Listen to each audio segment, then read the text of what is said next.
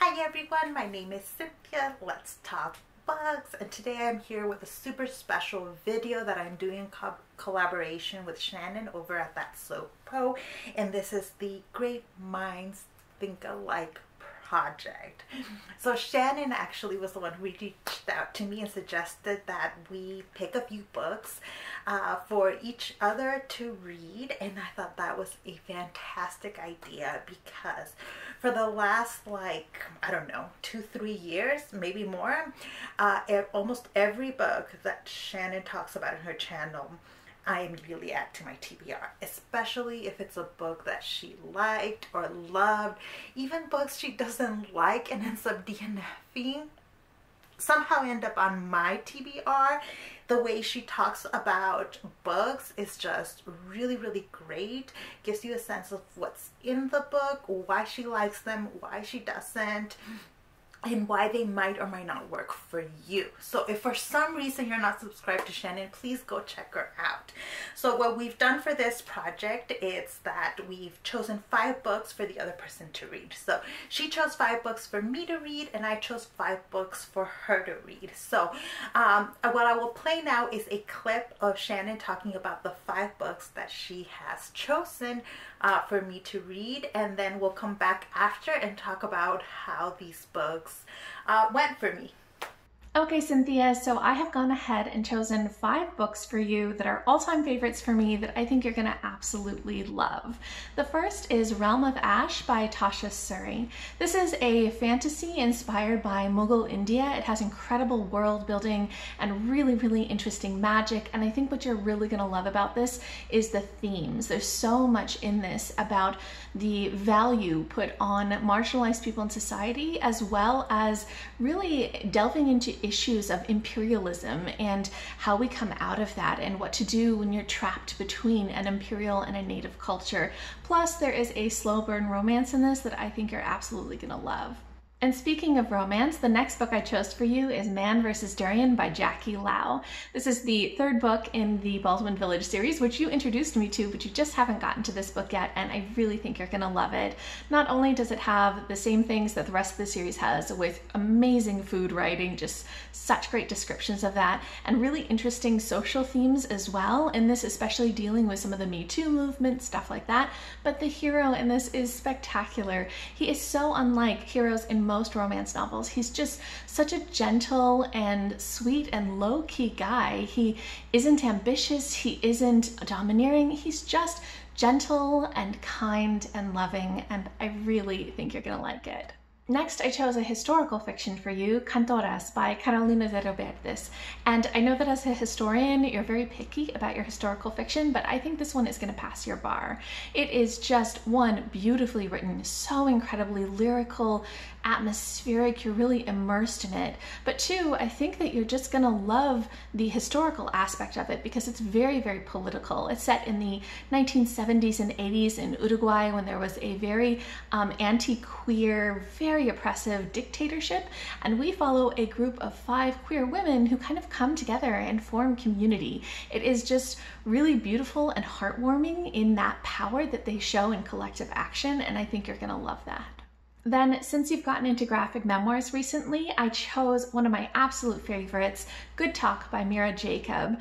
This is such a unique graphic memoir in the way that it's written because it's really focusing on conversations, specific conversations that Mira Jacob has had with people throughout her life. And the art style is very unique because it's just images of her and other people as drawn characters, but often with photos as backgrounds, and it's all about the dialogue. It's all about that talking that they have, and it's really discussing a lot of things about identity and about being visibly brown in the United States during things like 9/11 or the Trump election, and just those conversations that she's had with people. It is really political and really wonderful. And then lastly, since you said you wanted to get more into poetry, I chose Peluda by Melissa Lozada-Oliva. This is one of my absolute favorite poetry collections, and I think it's great for an entryway into poetry because it's not so abstract, but it has such incredible play with language. I love the fluidity and the way that Lozada-Oliva uses language in her poems, and it's all about identity as being Latina and a child of immigrants. It has so many great poems that are talking about social commentary, about the pressure to assimilate to mainstream culture. It's a lot about things like body hair and language. It is just a fantastic collection. I think it'll really work for you. So I hope that some or all of these books will work as well for you as they did for me. I can't wait to hear your thoughts on them, and I can't wait to read the books that you picked out for me as well. So Shannon did such a wonderful job picking these 5 books for me. And I'm sorry if I get a little bit emotional because Shannon is just, she's been such a generous collaborator, and it is clear that we know each other's taste quite well. And so let me just get to it. I'm going to talk about them in the order in which I read them. I started with Cantoras by Carolina de Robertis, and she was right.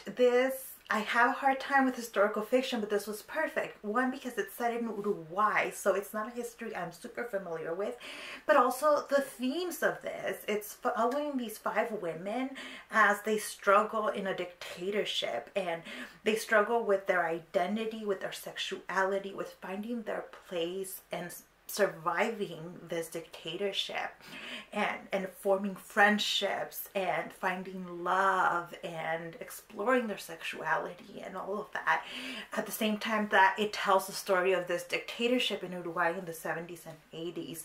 It's fantastic. If you're a fan of historical fiction but don't want a ton of just like lecturing on history, this is perfect because you get the history, but it's interwoven in a way that just sucks you in.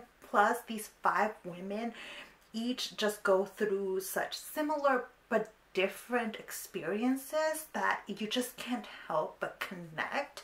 I connected with all of them, and I'm so glad that I read this book. So thank you, Shannon, for putting it on my TBR.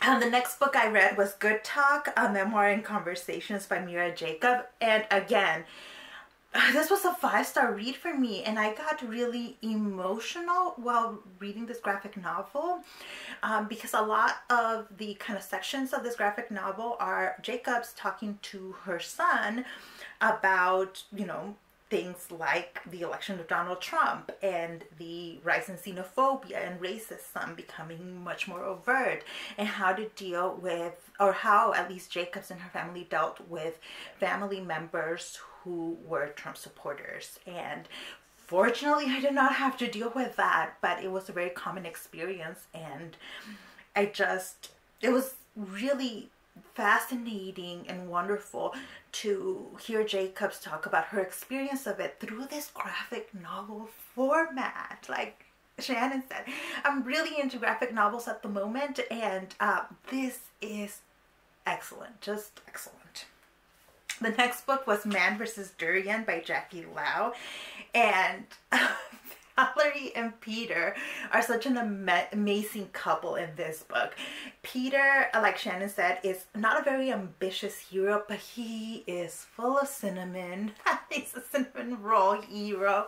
He's just there to support our heroine. The Me Too theme is handled beautifully, and not every author has been able to do that.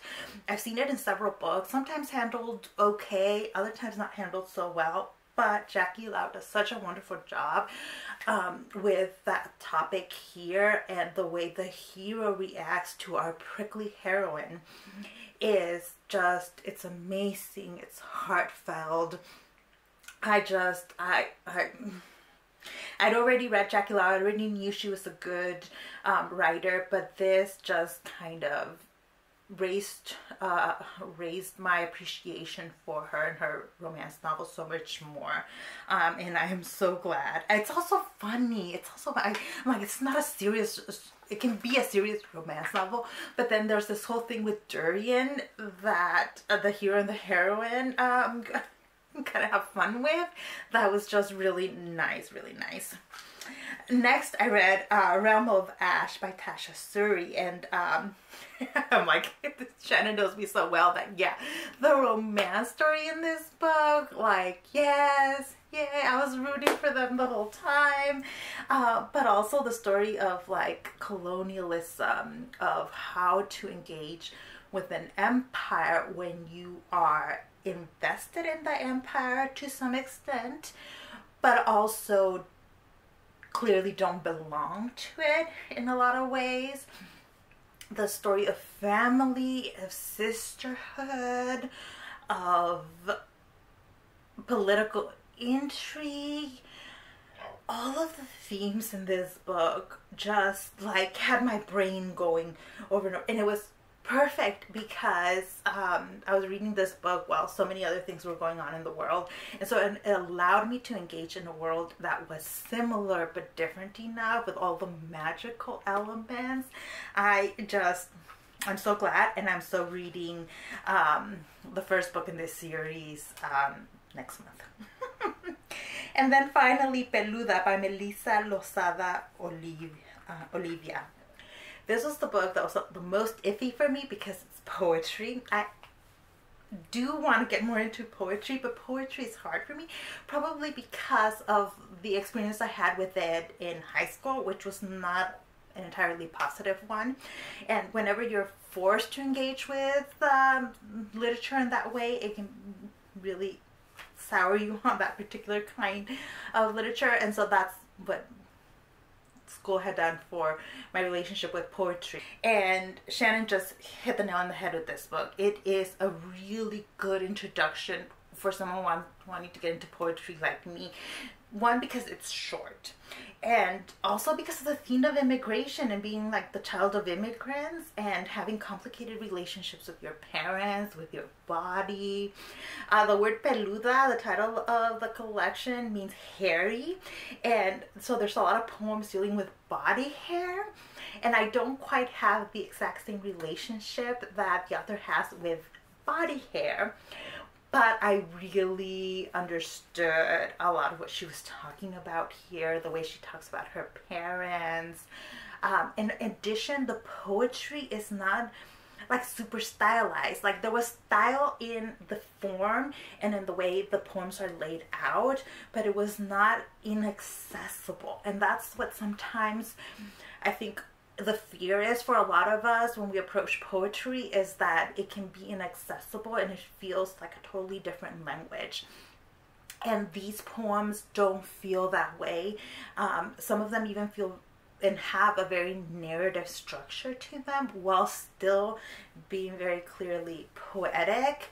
And so I don't know, this was just really good. And actually I'm falling in love with Melissa Lozada-Oliva's writing. Like, I saw that she has a book published and I want to read it. I've already heard really good things about it, but now having read Peluda, I'm really interested in reading her her novel.